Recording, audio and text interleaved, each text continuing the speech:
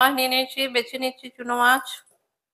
এতে অনেক রকম মিক্স আছে মাছ, পুঁটি আছে, মোরলা, তারপরে আরো চিংড়ি আছে, তারপর আছে বেলে মাছ, অনেক রকম আছে, মানে 5 রকমের 5 মিশালি মাছ। আমি বানিয়ে নিচ্ছি চুনো মাছের টক। প্রথমে দিয়ে দিয়েছি তেল, 2টো শুকনো লঙ্কা, তারপরে হলুদ, তারপরে তেঁতুলটা দিয়ে দিলাম। এবার আমি লবণটা দিয়ে দিচ্ছি।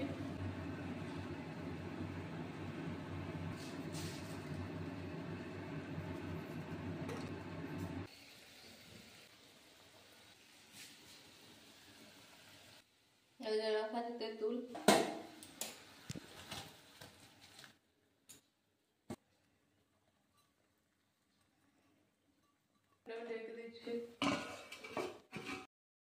মাছের টকটা এখনো হচ্ছে, এখনো হয়নি।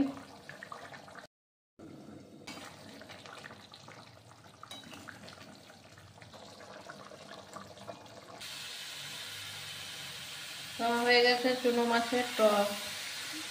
তো দেখুন কত সুন্দর হয়ে গেছে, শুকনো শুকনো। এটা ঝোল থাকলে খুব একটা ভালো লাগে না, সেই জন্য আমি শুকনো শুকনো বানিয়ে নিয়েছি চুনো মাছের টক।